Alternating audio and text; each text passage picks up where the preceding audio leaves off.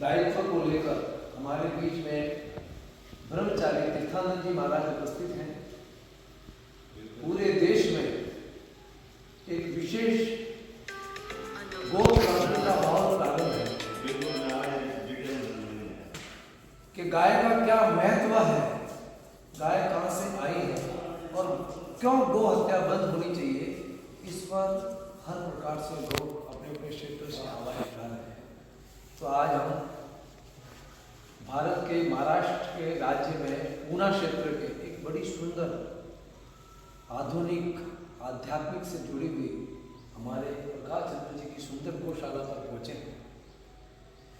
आपको पूरा महाराष्ट्र अन्ना साहिब के नाम से जानता है, तो अपने आप में ये विशेष है, कोई साधारण नहीं। और गाय विशेष व्यक्ति के पास ही पहुँचती है।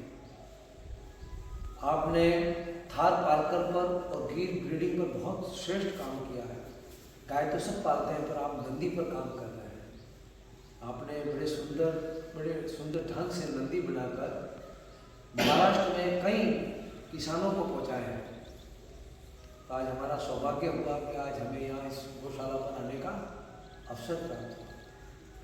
वर्तमान में गाय से क्या क्या प्रोडक्ट बन सकते हैं, इस पर आपने काफ़ी मेहनत की है, काफ़ी शोध किए हैं और कई वैज्ञानिकों को जोड़कर उनसे क्या क्या प्रोडक्ट बन सकते हैं, उस पर आपने काम किया है।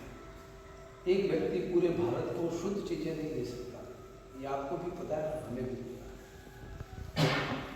पर आपके माध्यम से महाराष्ट्र के हर जिला हेडक्वार्टर पर एक सुंदर भव्य गौशाला का निर्माण हो, उसका आर्थिक आधार हो, कृषि आधार हो, आध्यात्मिक आधार हो, इस पर हमारे अन्ना साहब काम कर रहे हैं।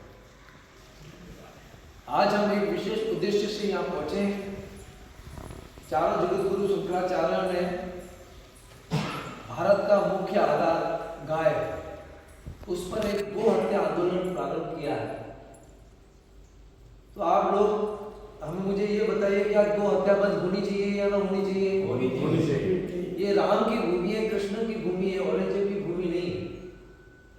और देश की आजादी को पिछले 75 वर्षों से अभी तक हिंदुओं की, सनातनियों की भावनाओं का मान नहीं रखा गया है।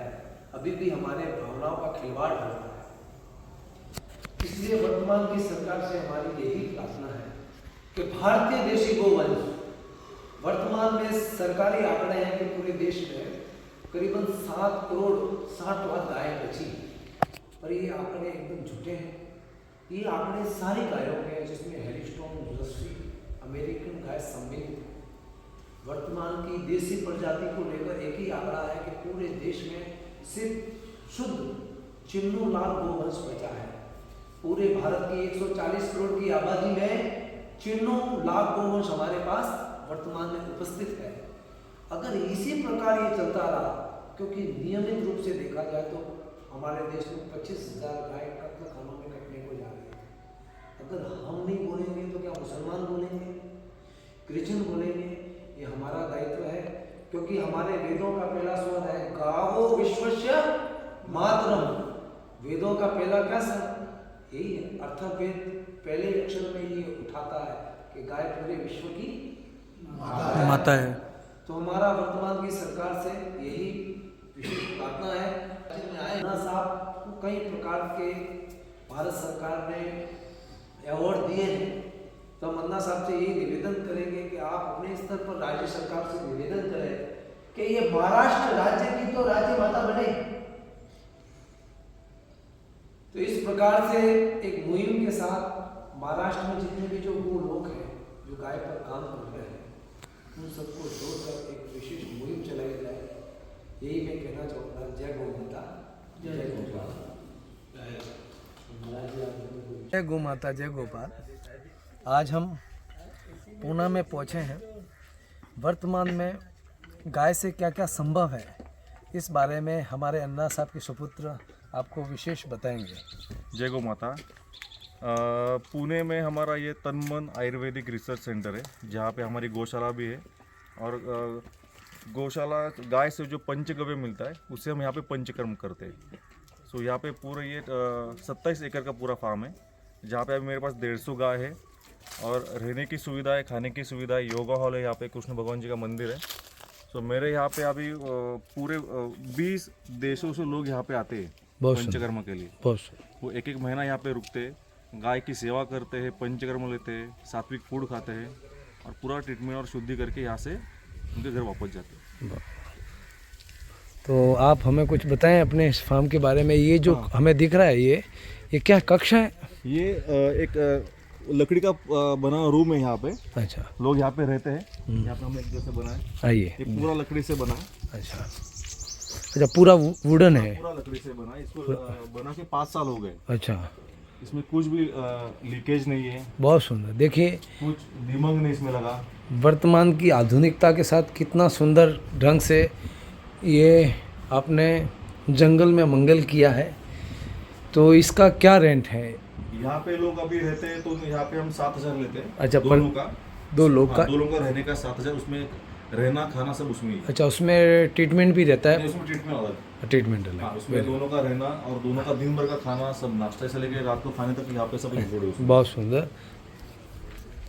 देखा आपने किस प्रकार से ये बड़ा सुंदर वुलन का पूरा विदाउट ट्रेडिशन कॉटेज आपने तैयार किया है और प्रकृति के बीच में हजारों प्रकार की वनस्पतियों के बीच में हजारों प्रकार की जड़ी बूटियों के साथ आज तीर्थानंद ब्रह्मचारी जी खुद यहाँ पहुँचे हैं और इस पूरे गार्डन का, इस पूरे पंचकर्मा चिकित्सालय का अवलोकन कर रहे हैं। सीता अशोक वाटिका देखिए। जिस सीता अशोक की बात करते हैं, हमें यहाँ दर्शन होंगे। ये सुंदर सीता अशोक के वृक्ष हैं। कितना प्यारा सुंदर ये आपने गो अभ्यारण्य बनाया है, जहाँ मानव इस व्यस्त जीवन से कुछ क्षणिक समय के लिए यहाँ आकर अपने तनाव से मुक्त हो सकता है। बड़ा ही सुंदर ढंग से कई प्रकार की यहाँ जड़ी बूटियाँ हैं जो विभिन्न प्रकार की ऑक्सीजन छोड़ती है और वो ऑक्सीजन जब मानव लेता है तो कई प्रकार की हमें एनर्जी प्राप्त होती है। तो देख सकते हैं भगवान धन्वंतरी का ये बड़ा सुंदर दृश्य। ये अशोक, ये देखो, ये सीता अशोक धन्वंतरी। अच्छा, जो सीता का जो अशोक वाटिका में रखा था, इसको अपना सीताफल तो नहीं बोलते? नहीं, सीताफल तो उस पेड़ ये बड़ा ही सुंदर अद्भुत काम हुआ है। यहाँ पे हमारा वेटिंग एरिया है। यहाँ पे कंसल्टेशन होता है, 2 कंसल्टेशन रूम है और मेडिसिन भी यहाँ पे ही मिलता है।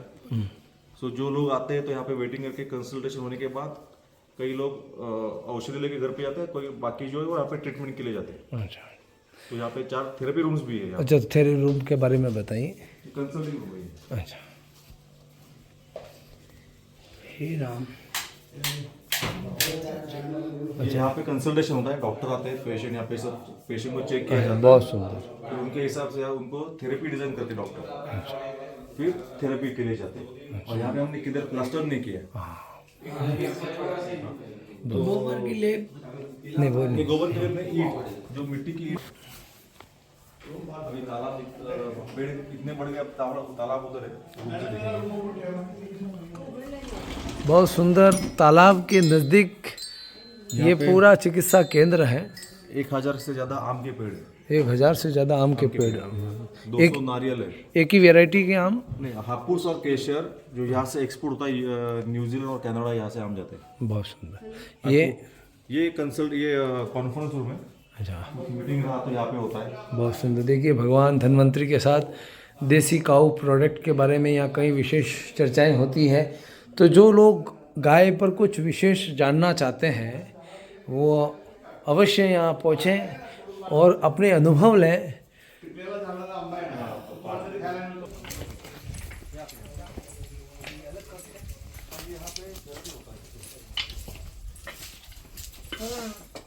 अब आइए हम आपको किस प्रकार से थेरेपी होती है हम आपको बताते हैं। ये थेरेपी कक्ष है।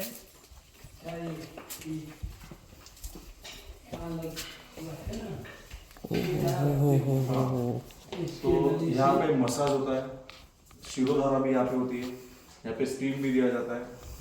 पंचकर्म जितनी भी चिकित्सा होती है यहाँ पे सब हम वो पंचम में चिकित्सा करते हैं। प्राचीन पद्धति से जो भी पद्धतियाँ अभी वर्तमान में प्रारंभ हो सके उस अनुसार अभी वर्तमान में यहाँ काम प्रारंभ में आप देख सकते हैं किस प्रकार सागवान के टेबल पर एक ये टेबल बना रखा है, किस प्रकार से यहाँ भाप का सिस्टम दे रखा है, वही पुराना सिस्टम आप देख सकते हैं। शिरोधारा दिया जाता है। शिरोधारा के लिए किस प्रकार से ये यंत्र उपयोग में आते हैं, तो बड़ा ही सुंदर ढंग से इसको सजाया गया है और मानव अपने रोगों की मुक्ति के लिए ऐसे सेंटरों में आए बिना दवाई लिए कैसे स्वस्थ हो, इसलिए आप बड़ा सुंदर ढंग से कार्य कर रहे हैं। आइए आपको शिरोधारा दूध का भी होता है, गाय का जो छाल है उससे भी शिरोधारा होता है। बताइए चालू करें। यहाँ पे जो थेरेपी के लिए जो भी अच्छा, शिरोधारा में आप कौन कौन से पद्धतियाँ उपयोग करते हैं? यहाँ पे 3 टाइप की शिरोधारा होती है। एक जो होती है तेल से, जो मेरे लकड़ी का धाना जो लगा है, जो बेल से घूमता है, वो तेल यहाँ पे आता है। दूसरा होता है दूध की शिरोधारा। दूध गाय का देसी गाय का दूध है, वो भी यूज करते हैं शिरोधारा के लिए। और तीसरा तक्रधारा, जो छाछ बोलते हैं, उससे भी शिरोधारा यहाँ पे हम करते हैं। अच्छा, इन तीनों में क्या डिफरेंस है?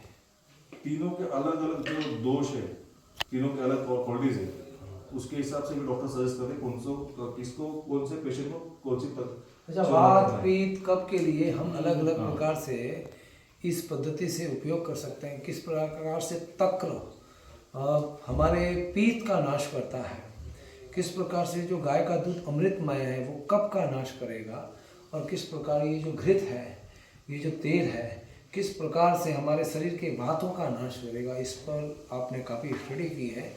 चलिए अब आगे। और एक लकड़ी जो पूरे बम्बू से बनी है, उसको नहीं तो परत चालू करा, नेक्स्ट रूम लगेगा तो यहाँ पे। हाँ,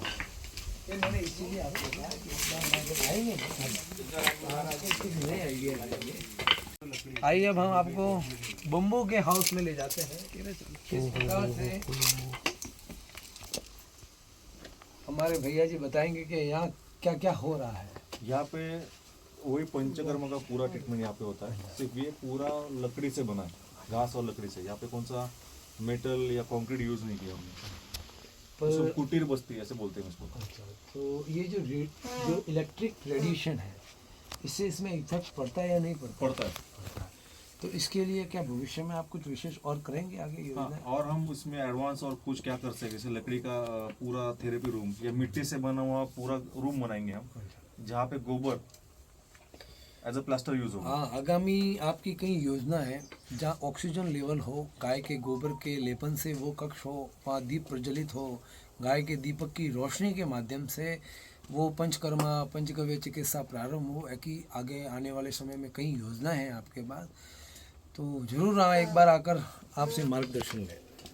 करा पर हाँ आगे मेरे घर में गाय के गोबर की जो पेंट है वो हमने यूज किया है। अभी फ्यूचर डेवलपमेंट की हमें जगह छोड़ी है। और अच्छा, वो सामने बिल्डिंग है, वो आपकी? नहीं, ऐसे में उधर तक मेरा प्लॉट है पूरा। ये तो टोटल 27 एकड़ है। वो बिल्डिंग नहीं है, वो नहीं, वो घर है। वो नाम के बिजनेस मैन है, उसका धीरज स्टीयरिंग